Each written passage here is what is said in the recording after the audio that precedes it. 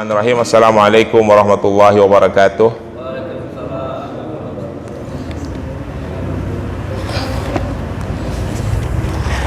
Alhamdulillahilladzi arsala rasulahu bil huda wa dinil haqq liyudhhira 'ala dini kullihi wa kafa billahi 'alima. Asyhadu an la ilaha illallah wahdahu la syarika lahu wa asyhadu anna sayyidina Muhammadan abduhu wa rasuluh. Allahumma salli wa sallim wa barik ala sayyidina Muhammadin wa ala alihi wa ashabihi wa man tabi'ahu ila yaumiddin. Rabbi israh li sadri wa yassir li amri wahlul 'uqdatan min lisani yafqahu qawli, amma ba'du.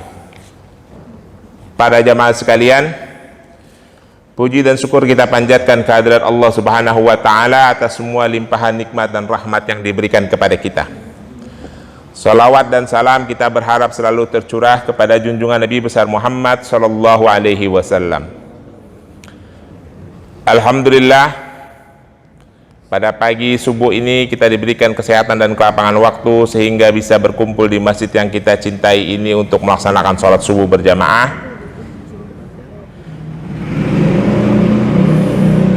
dan melanjutkan iktikaf kita untuk menambah wawasan keislaman kita. Sebelum saya sampaikan beberapa hadis, ada pesan sponsor dari panitia Muharram. Pada hari Jumat yang akan datang, tanggal 29 Juli, malam tahun baru, panitia Muharram Masjid At-Taubah akan melaksanakan kajian malam tahun baru dan pawai obor untuk anak-anak. Kajiannya akan diisi oleh Dr. Hasani Ahmad Said MA. Jadi panitia mengharapkan kehadiran para jamaah sekalian, sekaligus kita bersilaturahim dan makan malam bersama. Baik, kita lanjutkan kajian hadis kita. Kali ini kita akan membaca kitab Bukhari, Sahih Bukhari, jilid pertama. Babnya itu Kitabul Iman. Kita lanjutkan dengan Kitabul Ilmi. Hadis yang akan kita baca yaitu hadis nomor 50. Saya mau sampaikan dulu para jamaah. Hadis ini adalah hadis mauquf karena sampainya hanya kepada Abu Sufyan, sahabat Rasulullah, bukan pernyataan Rasulullah, ya. Kalau pernyataan Rasulullah adalah hadis marfu'. Jadi hadisnya isinya dialog Abu Sufyan dengan Kaisar Romawi Timur, Kaisar Heraklus. Mari kita baca hadisnya. Bismillahirrahmanirrahim.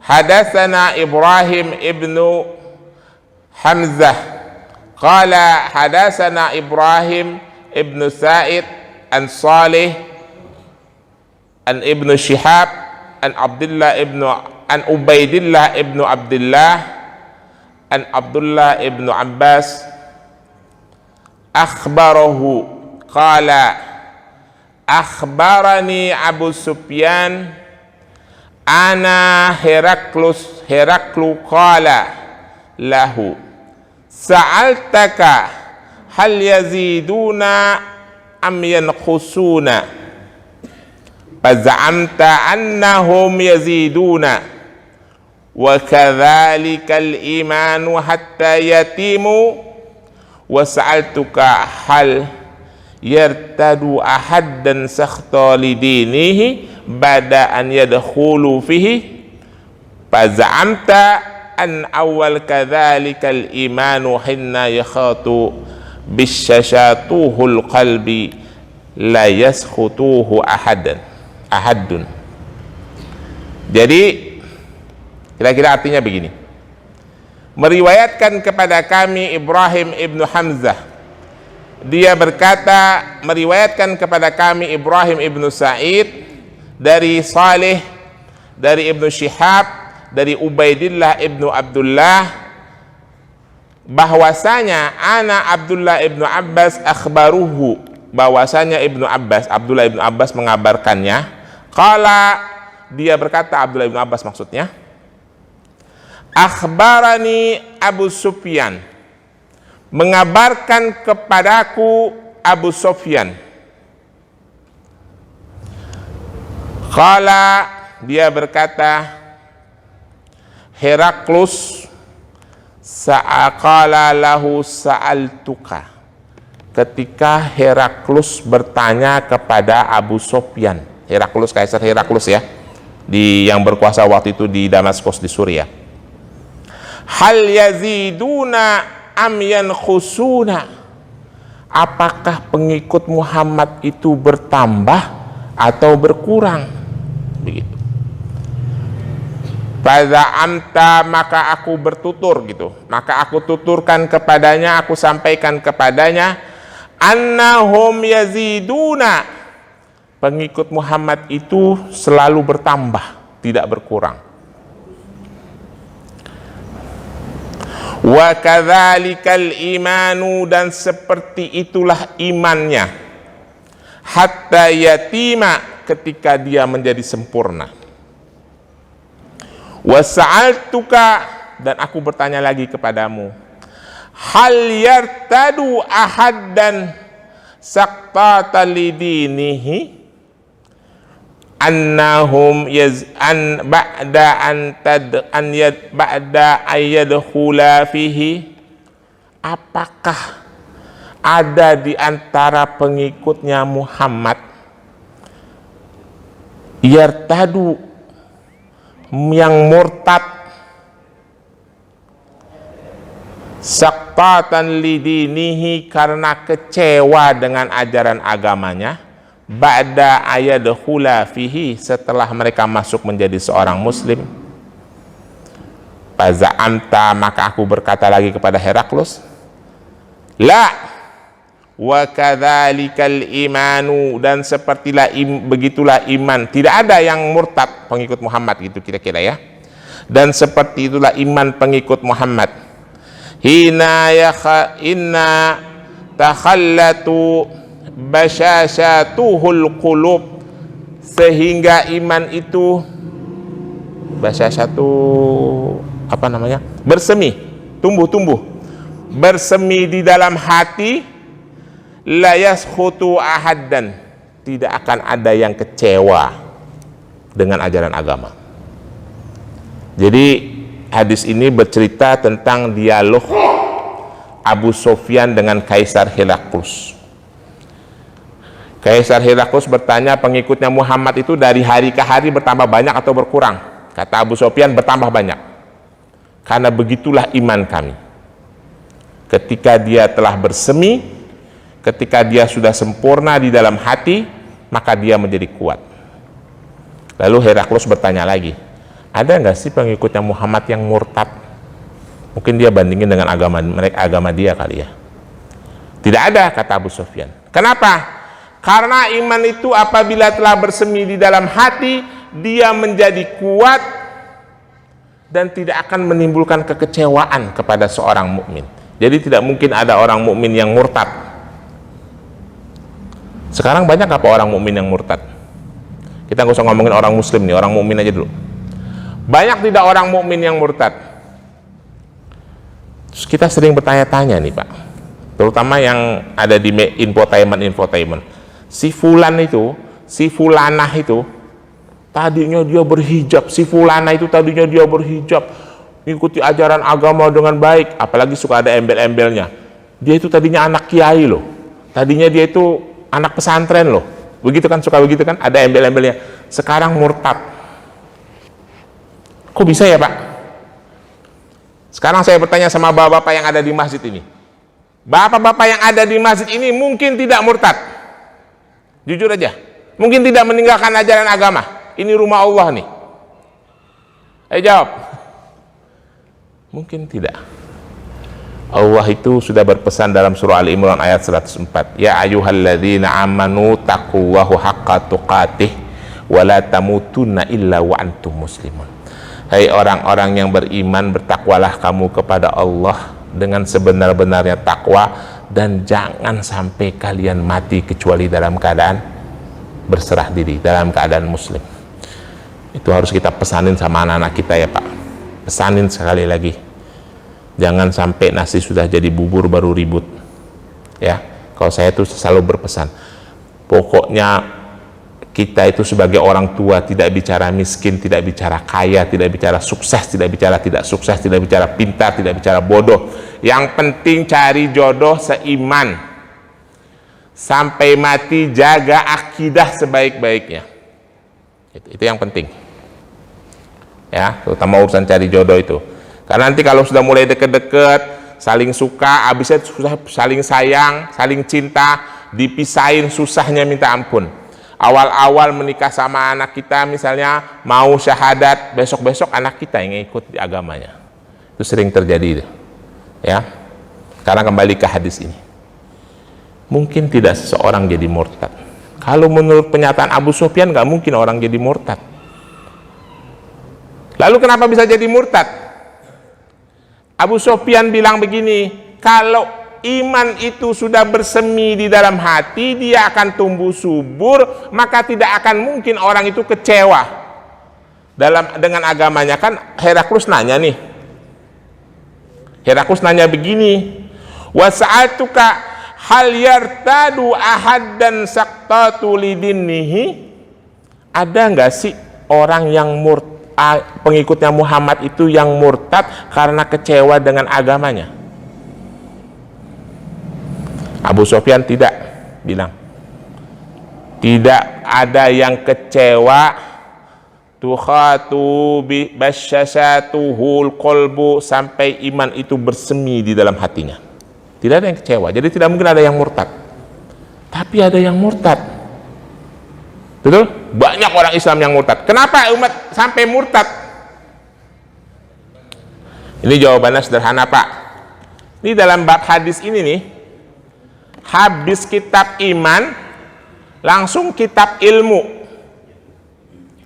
Dia tidak membahas sholat dulu, tidak membahas wudhu, tidak membahas sholat, tidak membahas zakat, tidak membahas puasa. Habis iman langsung bahas ilmu. Lalu kenapa orang yang sudah beriman bisa jadi murtad? Karena iman itu harus dilengkapi dengan ilmu. Kalau orang sudah bersyahadat, sudah berbaiat dirinya untuk masuk Islam, atau kita yang lahir dalam keadaan Islam, dalam keadaan mukmin, belum keadaan muslim, lalu mulai kita menjadi muslim, setuju tidak? Pak, Bapak biar nyambung nih Pak ya, jangan bengong-bengong kagak nyambung. Kan orang itu pertama mukmin, dia percaya kepada Allah Subhanahu wa Ta'ala, percaya kepada malaikat, percaya kepada kita, percaya kepada Nabi, percaya kepada hari akhir, percaya kepada qada dan qadar. Sepakat ya? Habis itu dia mulai beribadah, sholat, puasa, dia bayar zakat kalau dia udah sampai haul dan hisapnya. Itu sudah ada peranan ilmu pengetahuan. Kalau di posisi itu, di tahapan itu, ilmu pengetahuannya kurang, maka itu bisa mengurangi keyakinannya.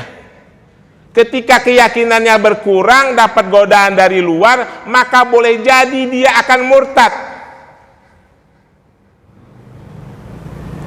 Bapak pernah baca kisah enggak? Salah seorang tokoh wanita liberal di Indonesia. Nanti baca di Google ya. Nong Darul Mahmada namanya. Istrinya si itu tuh, si Guntur Romli. Dia bilang begini nih, saya selalu baca di akhir kalimat bukunya. Akhirnya aku menyadari bahwa kewajiban berhijab itu adalah budaya dan tradisi orang Arab. Ketika aku diharuskan memakainya oleh orang tuaku. Dia orang Pandeglang sana. Orang muslimah sampai beranggapan seperti itu, berarti dia berhijab, menutup auratnya bukan karena ilmu pengetahuannya, tapi karena tradisi dan budaya serta kewajiban keluarganya. Nah, untuk supaya iman itu bisa bersemi di dalam hati, maka ketika orang sudah masuk dalam tahapan muslim, di situ harus disertai dengan ilmu pengetahuan untuk diri kita maupun keluarga kita. Lalu nanti sudah lebih sempurna lagi masuk ke dalam tahapan muttaqin, ilmu pengetahuannya harus lebih banyak lagi. Nanti kalau sudah lebih sempurna lagi masuk ke dalam tahapan mukhlisin, ilmu pengetahuannya harus lebih sempurna lagi. Maka itu semua tidak harus disangga dengan ilmu pengetahuan. Kalau tidak disangga dengan ilmu pengetahuan, sangat memungkinkan orang yang sudah mukmin belum masuk ke tahapan muslim, dia menjadi murtad. Maka untuk tidak menjadi murtad, sanggahlah agama kita ini dengan ilmu pengetahuan yang cukup, sehingga kita bisa melogikakan gitu loh Pak. Sekarang kita tanya lagi nih sama dari kita masing-masing. Kita yang hadir di masjid ini nih, sudah merasa belum agama itu bermanfaat buat kita? Kalau nggak bermanfaat nggak usah beragama Pak. Mau ngapain repot-repot bangun subuh, pakai puasa sebulan, ngumpulin duit buat berangkat haji.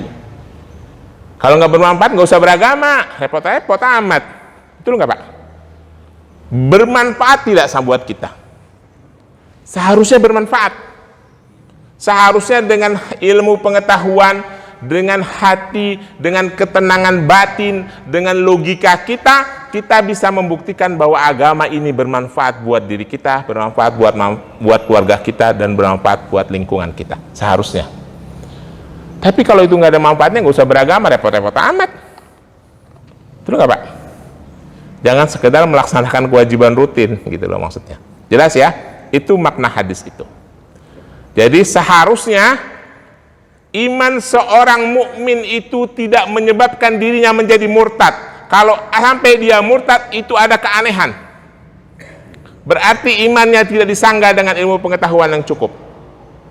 Jelas ya Bapak-bapak sekalian? Kalau ini mudah Pak, mungkin di diri kita tidak, tapi di anak kita, di cucu kita dan sebagainya, itu perlu, bisa jadi terjadi gitu loh. Ya. Satu lagi hadis. Hadis nomor 51, masih berhubungan dengan iman. Kita lanjutkan bacaannya. Ini adalah hadis yang panjang, yang sama para dai suka dipotong-potong gitu ya. Yang satu masalahnya berbeda, di bawahnya masalahnya berbeda, padahal satu kesatuan. Bismillahirrahmanirrahim. Hadatsana Abu Nuaim, hadatsana Zakariyah an Amr qala sami'tu Nu'man ibnu Bashir yaqulu sami'tu Rasulullah sallallahu alaihi wasallam. Ini hadis yang populer ini. Bapak-bapak pasti sering dengar. Yaqulu, Rasulullah berkata, al-halalul bayyanu wal haramu bayyanu wa bainahuma umuru mustasyabihat. La ya'lamuna katsiran minan nas faman ittaqa mutasyabihat istibra'a lidinihi wa irdihi wa man waqa'a syubuhat waqa'a fil haram karra'i yar'a hawlahima yushiku ayyuaqahu awwalun wa inna likulli malikin hamya wa inna likulli malikin hama ala inna hamallahu fi ardihi muharramuhu wa inna fil jasadil mudghah wa idha suluhat suluha jasadu kulluhu wa idha fasadat fasada jasadu kulluhu aw hayya qalb. Jadi Rasulullah ngomong begini, diriwayatkan dari Abu Nuaim. Abu Nuaim dapat hadis ini dari Zakaria dapat hadis ini dari Amir. Dia berkata, sami'tu Nuaim ibnu Bashir, dari aku mendengar dari Nuaim ibnu Bashir. Nuaim ibnu Bashir berkata, aku mendengar dari Rasulullah sallallahu alaihi wasallam, al halalul bayyanu, yang halal itu terang benderang, jelas. Wal haramu bayyanu, yang haram itu juga jelas. Wa bainahuma umuru mustasyabihat, di antara halal dan haram itu ada perkara yang tidak jelas, perkara yang syubhat. Cuma perkara yang syubhat ini, kata Rasulullah, ya'lamuna katsiran minan nas, banyak orang yang tidak paham. Pamanittaqa syubhat, barang siapa yang menghindari perkara yang tidak jelas itu, istibra'a lidinihi wa irdihi, dia telah menjaga kehormatan dirinya dan agamanya. Wa man waqa'a fis syubhat waqa'a fil haram. Sesungguhnya siapa yang dekat-dekat kepada yang syubhat, maka dia dekat kepada yang haram. Seperti pengembala yang mengembalakan hewannya di pinggir jurang. Yusiku ayuaqi'uhu, boleh jadi dia akan tergelincir ke jurang itu. Wa inna likulli malikil ham, sesungguhnya setiap raja itu punya wilayah yang tidak boleh dimasuki. Innal hamallahu fi ardihil muharrimuhu, sesungguhnya wilayah Allah yang tidak boleh dimasuki adalah perkara-perkara yang haram. Wa inna fil jasadil mudghah, dan sesungguhnya di dalam diri itu ada segumpal darah, apabila dia baik maka baiklah diri kita. Suluhat suluha jasadu kulluhu, wa idza fasadat fasadat jasadu kulluhu aw hiya qalbun, apabila dia itu buruk maka buruklah seluruh hati kita, dan dia adalah segumpal darah itu adalah hati. Ini hadisnya satu hadis, tapi sama ustadz kadang suka dibelah dua ya, yang bagian bicara mengenai hati, yang bagian mengenai halal haram. Sesungguhnya hadis ini bukan bicara itu, tapi bicara bagaimana kita menjaga keimanan dan keislaman kita. Salah satu caranya adalah Rasulullah menjelaskan yang halal itu jelas, yang haram itu jelas. Di antara keduanya ada perkara yang tidak jelas, yaitu perkara syubhat. Kalau kita ingin menjaga kehormatan agama dan diri kita, jangankan yang haram, yang tidak jelas saja harus dihindari. Kira-kira begitu. Bapak-bapak kira-kira paham tidak? Kira-kira yang dimaksud syubhat itu apa? Ini contoh ya Pak, contoh, jangan tersinggung nih.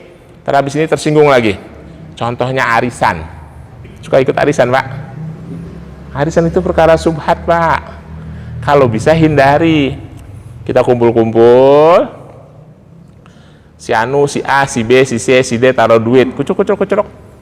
Habis itu ya sini saya duluan ya. Itu akadnya akad apa itu? Pinjem? Bukan pinjem.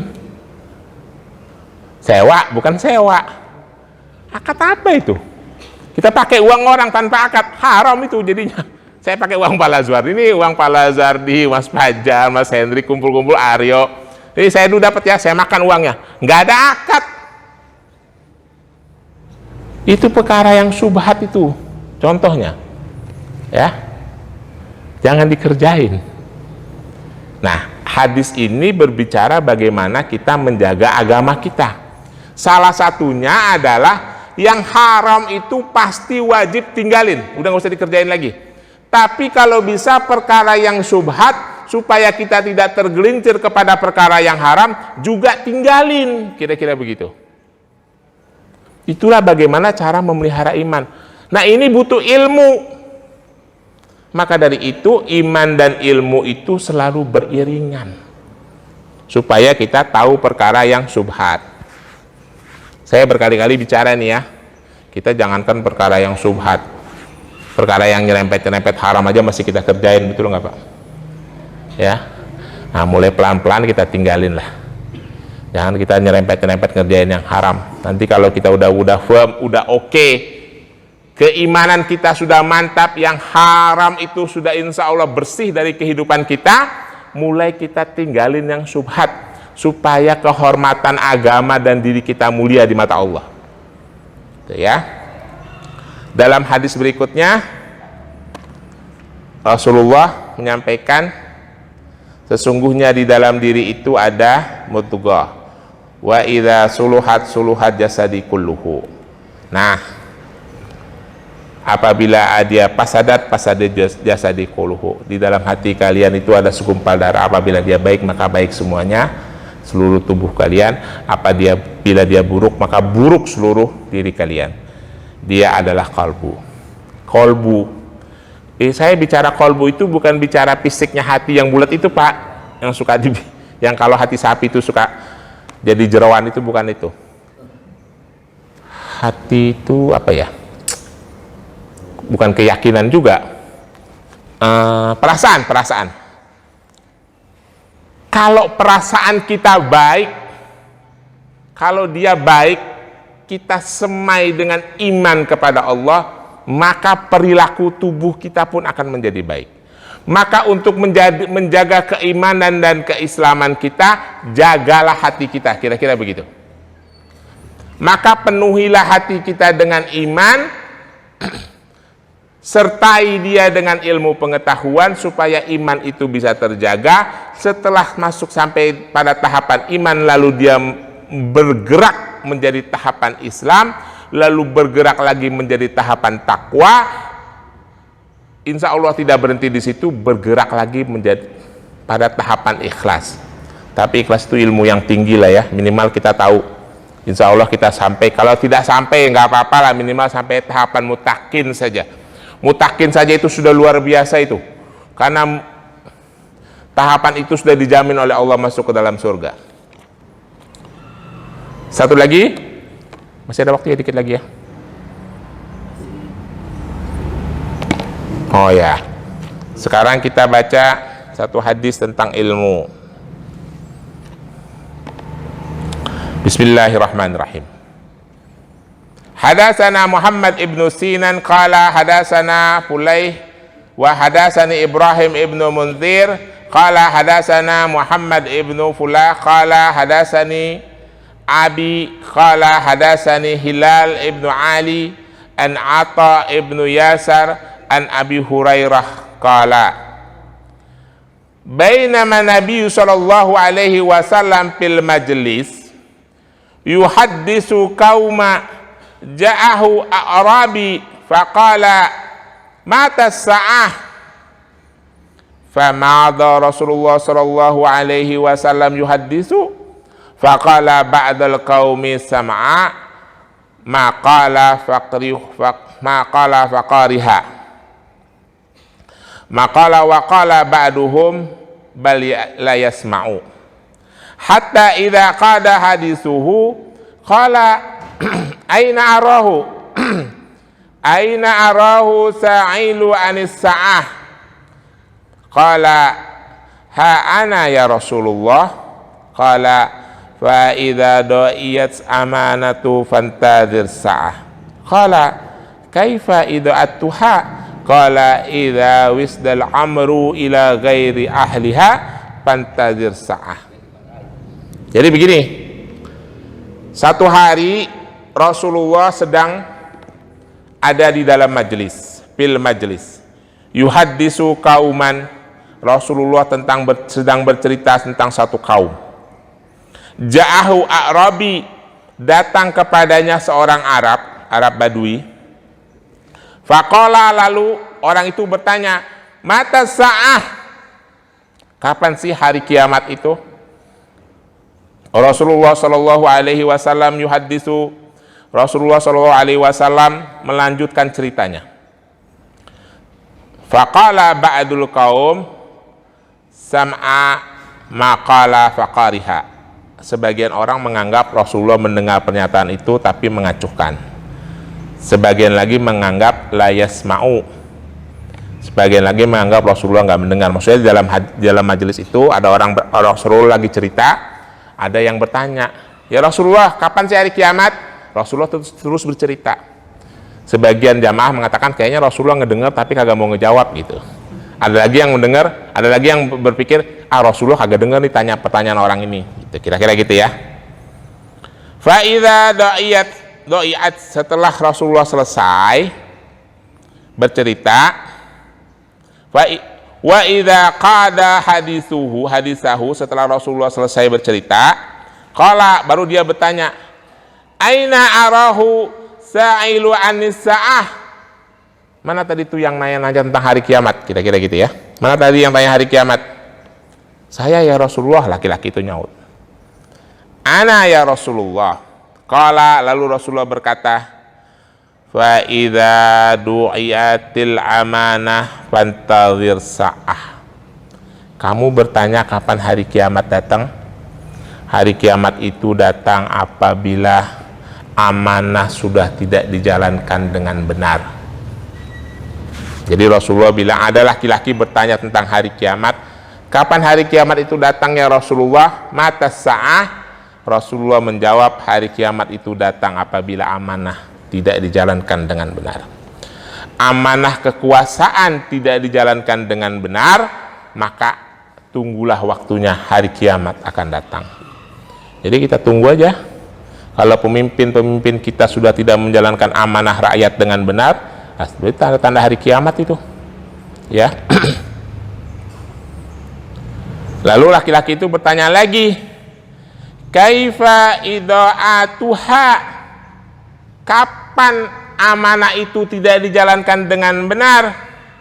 Qala, Rasulullah menjawab, idza usidal amru ila ghairu ahliha fantazir sa'ah. Kapan amanah itu tidak dijalankan? Rasulullah menjawab, apabila segala urusan diserahkan bukan kepada orang yang ahlinya, maka tunggulah kehancurannya, tunggulah hari kiamat akan datang. Jadi dalam hadis ini hadis tentang ilmu, ya. Ada seorang laki-laki bertanya kepada Rasulullah, kapan datangnya hari kiamat? Rasulullah menjawab, apabila amanah tidak dijalankan dengan benar. Apa tandanya amanah tidak dijalankan dengan benar?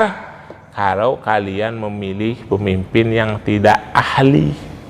Makanya supaya Indonesia itu tidak kiamat, jangan milih pemimpin yang tidak ahli, ya Pak. Nanti kalau memilih pemimpin yang tidak ahli, tinggal tunggulah negeri ini kiamat. Kira-kira begitu. Ini hadisnya nomor 58, kitabnya kitab ilmu, tadi kitabnya kitab iman. Saya kira itu, lebih kurangnya mohon maaf. Kalau ada pertanyaan saya persilahkan. Assalamualaikum warahmatullahi wabarakatuh. Ada pertanyaan? Cukup? Iya. Nah, kalau kita belajar hadis itu kan ada tingkatannya tuh, Ustaz. Ada 5 atau 4 gitu. Oh, ya. Nah, kalau tadi dikatakan tingkatan, ada tingkatan mukmin, muslim, mutakin, mukhlisin. Nah, itu kalau itu tingkat perbedaannya apa, Ustaz? Yang kedua, kita kan pernah dengar kisah ahli ibadah sama ahli maksiat, yang mana ahli ibadah itu di penghujung akhir hayatnya dia terjerumus lah di ini maksiat. Nah, apakah itu bisa dikatakan sebagai murtad? Terima kasih. Baik. Tingkatan-tingkatan itu tadi yang ditanyakan, apa sih perbedaannya antara mukmin, muslim, muttaqin dan mukhlisin? Nah, ada sebetulnya hadis, besok kita bahas ya, hadis yang panjang. Ini hadis sama, satu bab cuma beda satu lembar doang nih, yaitu hadis diskusi antara Rasulullah Shallallahu Alaihi Wasallam dengan seorang laki-laki yang mendatanginya, yang bertanya apa itu iman, apa itu Islam. Ya, sebetulnya laki-laki itu adalah Jibril. Jibril bertanya, jelaskan kepadaku iman. Singkatnya begini, iman atau seorang yang beriman disebut mukmin itu pada tahapan kepercayaan, pada tahapan keyakinan. Tetapi ada beberapa ahli hadis yang menggabungkan atau menyamakan antara mukmin dan muslim. Cuma itu pendapatnya tidak masyhur. Pendapat yang masyhur adalah berbeda. Mukmin itu pada tahapan keyakinan. Dia belum mengamalkan ajaran agamanya. Ketika dia mengamalkan ajaran agamanya, maka dia menjadi seorang muslim. Ya, kita percaya kepada Allah, percaya kepada malaikat, percaya kepada nabi, percaya kepada kitab, percaya kepada qada dan qadar, percaya kepada hari akhir. Kita adalah mukmin. Kita belum sholat nih. Kita sholat, kita ngajak kita puasa, kita haji, kita laksanakan semua sholat sunnah, semua ibadah sunnah, maka kita menjadi seorang muslim. Ini gambaran sederhananya. Lalu habis tahapan itu kita menjadi seorang mutakin. Mutakin itu gambaran sederhananya seperti yang didefinisikan oleh para ulama. Imtisalul awamiri wajtanibun nawahi. Mengerjakan seluruh perintah Allah lalu menjauhi seluruh larangannya, itu mutakin. Jadi setelah kita percaya lalu kita mengamalkan ajaran agama Islam, agama Allah, setelah itu kita menjauhi semua larangannya, itu kita masih sudah berada dalam tahapan muttaqin. Jelas ya? Ini sudah masuk 3. Habis itu percaya, beramal, menghindari yang haram sekaligus hindari yang subhat. Karena itu ajarannya dalam hadis. Sudah semua kita kerjain, cuma mengamalkannya dengan cara di dalam batin kita nih, dengan cara seolah-olah Allah melihat kita. Kan Allahnya nggak ada, tapi ketika kita beribadah, ketika kita menjauhi perkara yang haram, seolah-olah Allah ada di depan kita, seolah-olah kita melihat Allah. Berarti dengan sepenuh hati. Kalaupun kita tidak melihat, emang kita kagak ngelihat, tapi kita yakin bahwa Allah itu selalu memantau kita setiap saat, kita telah sampai kepada tahapan mukhlisin. Kan mukhlisin itu kan kaidahnya tuh artinya ta'budullaha ka'annaka tarahu fa in lam yarahu fa in lam tarahu fa innaka yarahu. Beribadah kepada Allah seolah-olah engkau melihatnya. Kalaupun engkau tidak melihat Allah, dia pasti melihatmu. Itu pada tahapan mukhlisin. Jadi kalau hati kita sudah beribadah seolah-olah dipantau setiap saat oleh Allah sehingga kita tidak menyentuh perkara yang haram sedikit pun, kita berada pada tahapan mukhlisin. Mudah-mudahan kita sampai. Tapi kalau nggak sampai ya minimal sampai tahapan mutakin lah ya. Gitu. Jelas ya? Satu lagi tahapan apa tadi? Murtad. Nah, ada hadis itu walaupun hadisnya hasan sahih gitu ya. Allah mengatakan orang yang menjadi ahli surga di akhir hayatnya dia pasti mengerjakan amalan-amalan ahli surga. Orang yang menjadi ahli neraka di akhir hayatnya walaupun di awal-awal dia mengerjakan pekerjaan ahli surga, tapi di akhir hayatnya dia mengerjakan amalan ahli neraka. Sekarang pertanyaan di dalam benak kita, Pak. Ini pertanyaan pasti. Berarti masuk surga dan masuk neraka takdir dong. Betul tidak, Pak? Iya. Betul nggak? Kalau takdir ngapain kita beribadah? Itu dia, Pak. Kan udah takdir berarti kan? Saya juga waktu masih sekolah saya berpikir begitu. Ngapain gue beribadah, orang takdir Allah, biar aja Allah masukin neraka kayak masukin surga kayak orang itu takdir. Manusia ini harus kita pahami ya, Pak. Manusia masuk surga itu karena rahmat Allah, karena kasih sayang Allah. Tapi manusia beribadah dan melaksanakan semua perintahnya, menjauhi semua larangannya karena kita merasa sebagai seorang hamba Allah. Jadi kita ini biar kita sadar, kita ini diciptakan oleh Allah untuk beribadah. Udah ibadah aja, nggak usah pakai nanya-nanya lu masuk surga mau kagak, itu urusan lain. Sampai tidak kita kepada tahapan seperti itu. Kalau sampai kita pada tahapan seperti itu, itulah mukhlisin namanya. Pokoknya kita ini ditakdirkan oleh Allah untuk beribadah. Udah kita nggak usah pakai nanya-nanya. Besok itu surga ada apa kagak bukan urusan kita. Pokoknya ibadah aja. Makanya para ahli sufi itu berkata, tapi ini nggak perlu diikutin, cuma kata-kata mereka. Kami tidak membutuhkan surga karena kami telah mendapatkan surga di dunia. Kenapa? Ketika mereka mengabdi kepada Allah, ada ketenangan batinnya, ada ketenangan dalam batinnya, sehingga mereka sudah merasakan keindahan ketika mengabdi kepada Allah. Nah, itulah yang saya katakan di awal tadi, agama udah bermanfaat belum sih buat kita? Ketika kita mengabdi kepada Allah, kita tuh merasa senang karena bisa melayani Allah. Kalau nggak ada rasa seperti itu, nggak usah beribadah. Ngapain? Agama itu menenangkan batin, Pak, menyenangkan hati kita. Ya, jadi orang itu bisa murtad, seharusnya tidak. Kalau sampai dia murtad, berarti ilmu agama tidak menyertai iman dan Islamnya. Lalu apakah orang yang tadi itu tuh yang masuk ke dalam neraka karena mengerjakan amal ahli neraka dia murtad? Tidak. Karena dalam akidah kita, akidah Ahlussunnah wal Jamaah, ada orang yang fasik. Orang mukmin yang berdosa itu disebut dengan orang fasik, dia tidak murtad. Lalu apakah dia bisa masuk surga? Menurut hadis itu bisa, menurut ayat Al-Quran itu bisa. Karena apa? Rasulullah pernah saya sampaikan sebuah hadis. Rasulullah didatangi Jibril, kata Jibril bagaimana?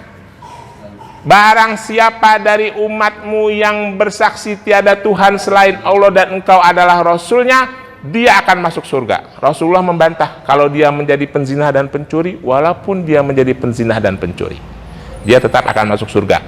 Dia adalah seorang muslim yang fasik, maka dia akan masuk neraka, digodok, dibakar, dihabiskan semua dosa-dosanya. Setelah itu dia akan dimasukkan ke dalam surga. Jelas ya? Asal jangan murtad. Kalau murtad itu keluar dari Islam. Jelas? Cukup ya? Baik, terima kasih. Assalamualaikum warahmatullahi wabarakatuh. Waalaikumsalam.